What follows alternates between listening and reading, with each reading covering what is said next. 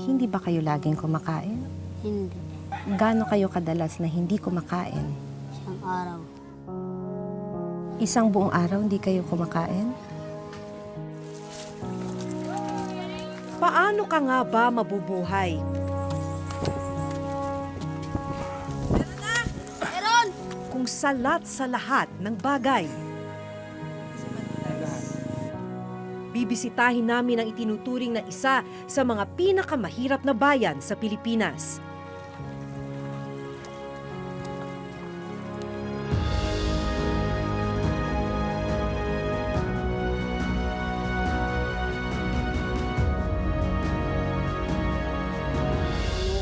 Tungod, sampag pasangyaw, sampag... Sa lugar kung saan ang mga may karamdaman, inaabutan na lang daw ng kamatayan. Ay, masakit nga po eh. Gawa lang. Kaya pa mabuhay. Pero wala naman, doktor.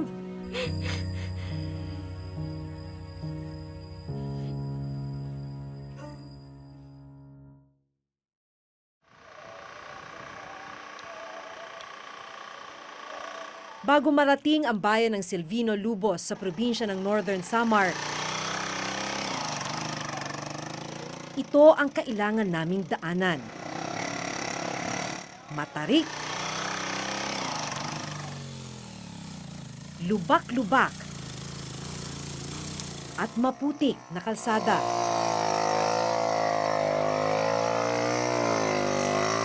Ang mga residenteng nakasabay namin, hirap na hirap sa pagtawid.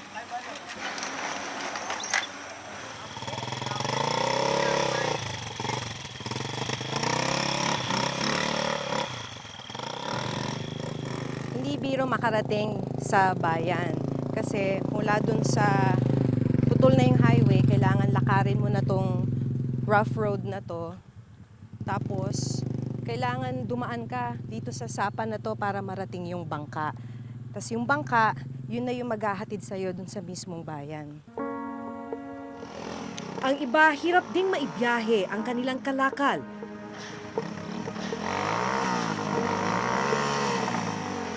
Tulad ng kopra at abaka.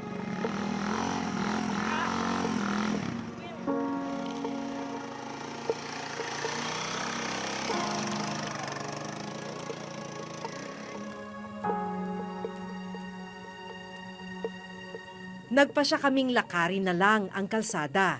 Kasi madulas.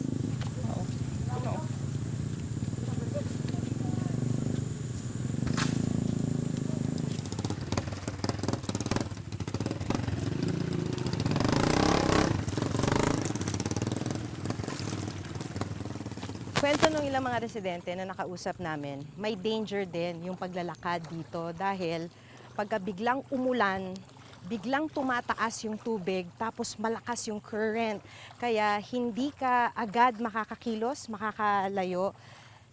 May danger nga daw na kung ikaw matrap sa ganung sitwasyon, pwede kang malunod.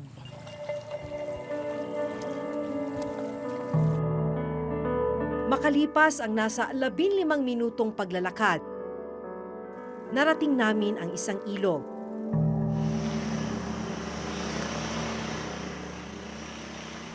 Dito sa may ilog, nakaabang na yung mga bangka na papunta sa bayan. So, kada ulo, ang singil, 50 pesos. Magandang umaga po.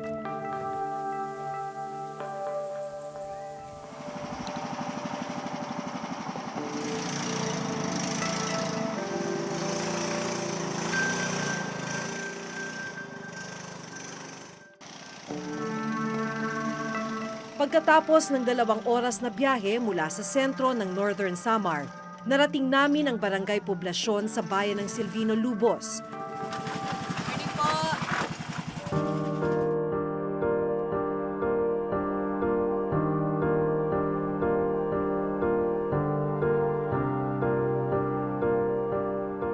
Inabot ng halos 1 oras yung pagsakay natin ng bangka para makarating dito sa bayan ng Silvino Lubos. Itong bayan na to, ang pinakamahirap na bayan sa Northern Samar.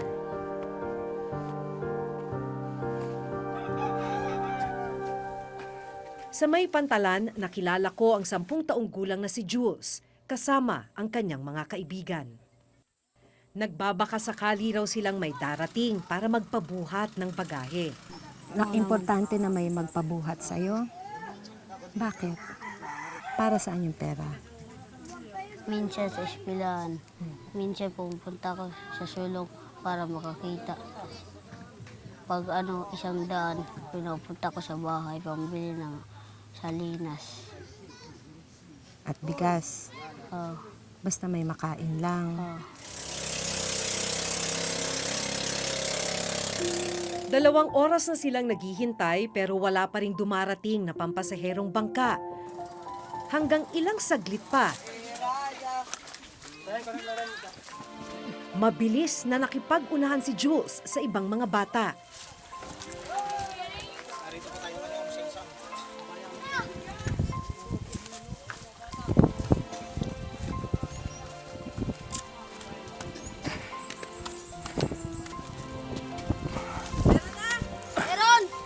Matangulay. Masakit ang likod. Yung kamay. Yung kamay masakit. Oh. At yung dito sa liig. Tinitiis mo siya. Oo naman.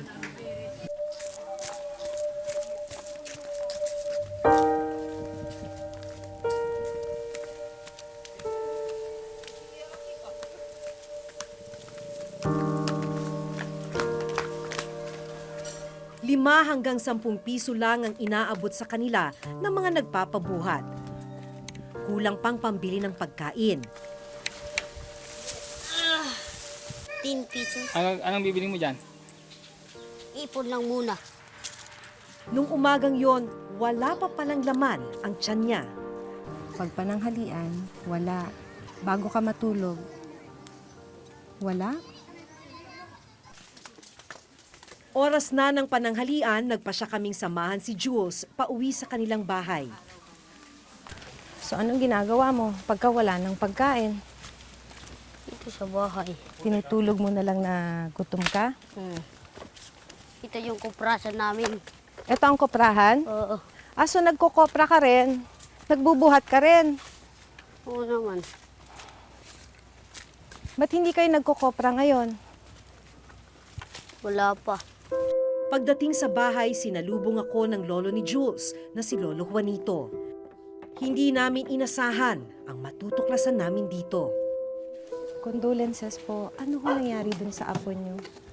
Yung sakit, yung mata, nagkasakit. Yung naniniring yung mata. Sa uma. Ngayon, dinala na dito sa amin. Dinala dito sa bahay. Nag-asintin doon yung mga midwife.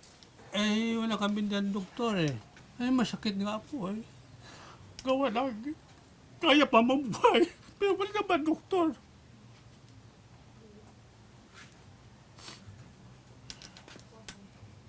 Tapos hindi nyo naman ho maitakbo. Hindi namin may magtagbo dahil wala sasakyan dito. Wala kami pera. Ang ginawa, nandiyan lang kami dahil lapit na naman, wala pa pamasahe. Saka umaasa ko dahil nagbibigay ng gamot. Wala siya na doktor. Kamamatay lang pala ng 3 taong gulang na kapatid ni Jules na si Ivan, gabi bago kami dumating.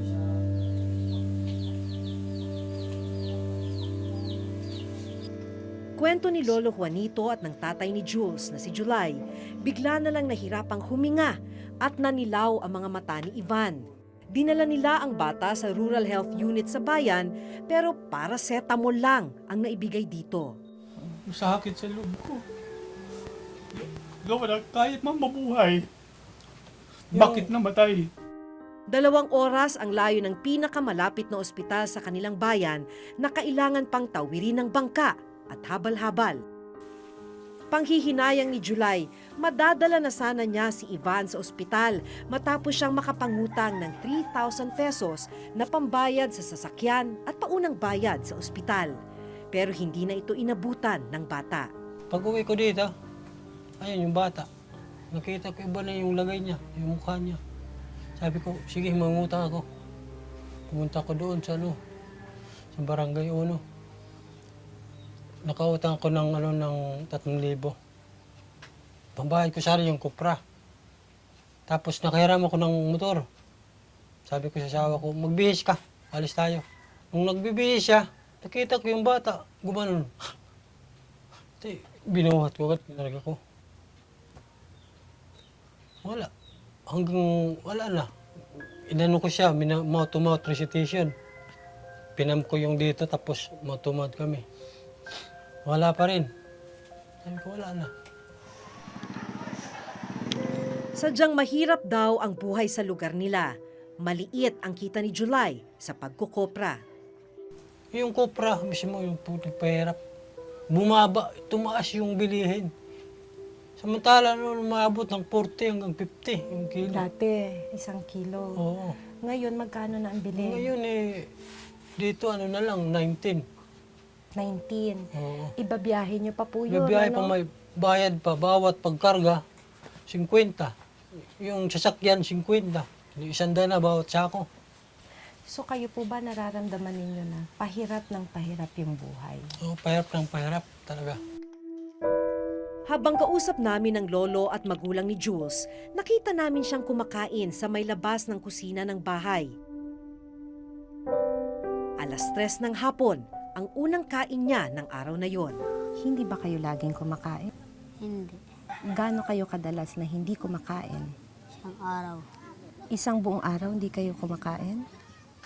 Walang kain? Wala. Ang malungkot dahil sa kawalan ng pera, wala rin silang pampagawa ng ataol para kay Ivan. Pagdayigon ang Santos nga Trinidad nga usa lang nga Kaya binalot na lang sa kumot ang bata. punuan tungod sa pagpasangyaw, sa pagtuo, waray sugat nga kamaubay o kamalulubuyo ibig pasay Kinahapunan, dumating ang kaibigan ni Lolo Juanito na gagawa ng ataol. Si Lolo Budok nagmalasakit, nagawa ng ataol si Ivan.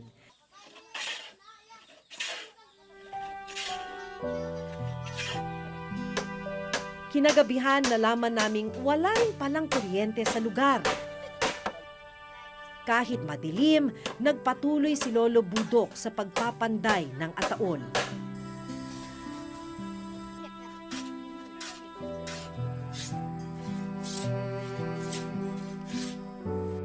Hanggang sa maayos nang nailipat sa ataol si Ivan.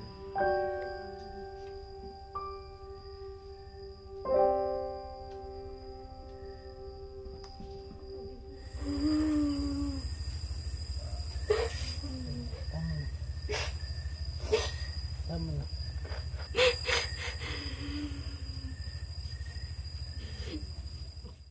Kulang ng pagkain yung pamilya, kulang ng pagkain ng mga bata, ayun, magre-resulta ng malnourishment yung mga bata. Kalimitan po, karamihan sa mga pamilya rito, pag sinabi ho nating karamihan, are we talking about 70 to 80% of the families? Even 90%.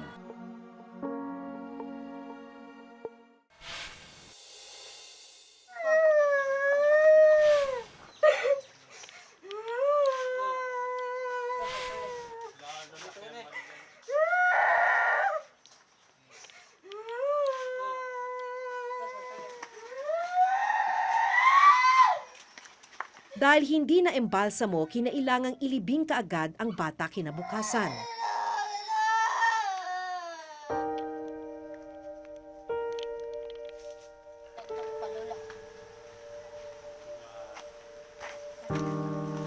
Nalaman namin na hindi lang pala si Ivan ang namatay na kapatid ni Jules.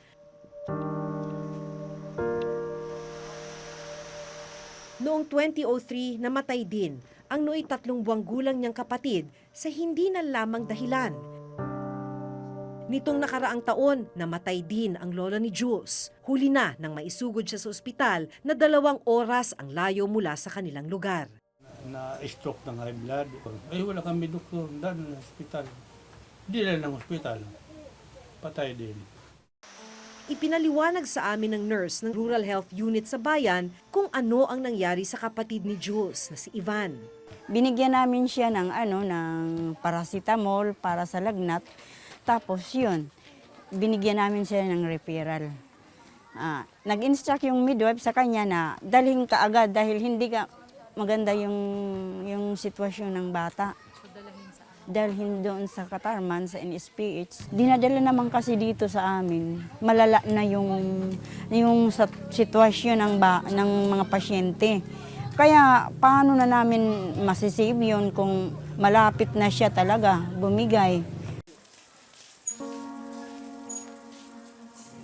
Sinamahan namin si Jules at dalawa niyang kaibigang sina Lance at Vincent sa Rural Health Unit. Pinaka-stunted po sa kanila ay Si Jules at saka si Lance, itong dalawa. Kulang ng pagkain yung pamilya, kulang ng pagkain ng mga bata. Ayun, magresulta ng malnourishment yung mga bata.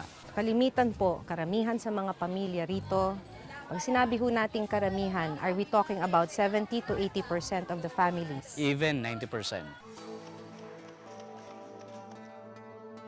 Base sa datos ng Philippine Statistics Authority o PSA, ang bayan ng Silvino Lubos ang pinakamahirap na bayan sa Northern Samar mula yan 2006 hanggang 2012. Lumalabas na 72% ng kabuang populasyon ng Silvino Lubos ang namumuhay below poverty line. Ang pagkamatay ng mga may sakit nang hindi nadadala sa ospital, pinatotohanan ng mismong alkalde ng Silvino Lubos. Karamihan, ganun ang nangyayari kasi yung mga magulang na o kaya kamag-anak ng namatayan, hindi nila kaya mag-transport papunta doon sa ibang bayan na mayroon mga ospital o ganun. Kaya karamihan namamatay na lang kasi walang pera sila eh. Bakit po nananatiling pinakamahirap na bayan ang bayan ninyo? Karamihan ng mga tao dito magsasaka lang. Tapos kung meron sila mga produkto na ibibenta nila doon sa Katarman o ganun, mahirap mag-transport ng kanilang mga produkto. Nagpapahirap dito ng aming bayan, yung transportation. Ginagawa namin ang makaya namin na para mapabuti ang bayan namin. Ayon kay Mayor Espinar, mahigit 85 million pesos ang IRA o Internal Revenue Allotment ng bayan ng Silvino Lubos. Maliit na porsyento lang nito ang napupunta sa social services, kabilang ang healthcare, edukasyon at food subsidy. Nagbabudget naman kami dito. 55% papunta sa PS, yung personal services. So kalahati po ng budget napupunta sa pasweldo? 55%. 55%. 55%. So kung bibilangin po natin, magkano po ang napupunta sa social services? Kasi kasama doon yung health services na yun under social. Opo, kasama yung health. Mga 15 to 20%. Ang kanilang hirap tila isang siklo na. Kaya si Jules nagsisikap para sa pangarap na maiahon sa hirap ang pamilya. Bakit pumapasok ka pa rin? Importante makapasok ako.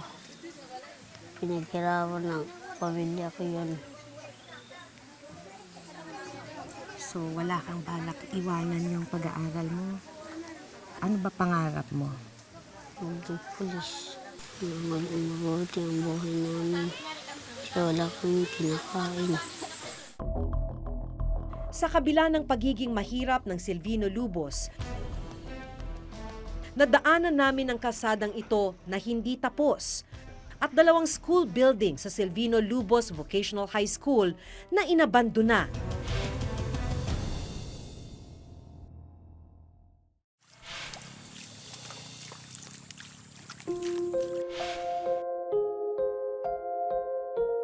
Ay, masakit nga po eh. Gawa lang.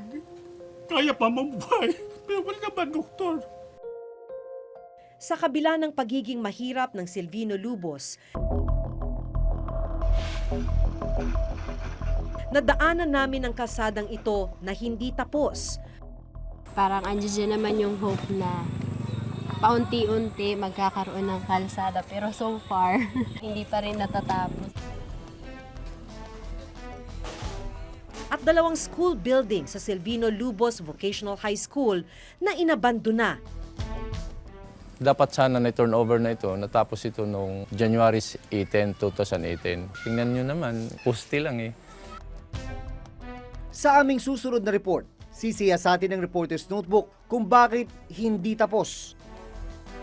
Iniwang nakatenga at hindi napakikinabangan ang mga proyektong makatutulong sana sa mga mahihirap na residente ng Selvino Lobos. Hanggang sa susunod na Huwebes, ako si Jun Veneracion. Ako si Maki Pulido at ito ang nakatala sa aming Reporter's Reporter's Notebook. Notebook.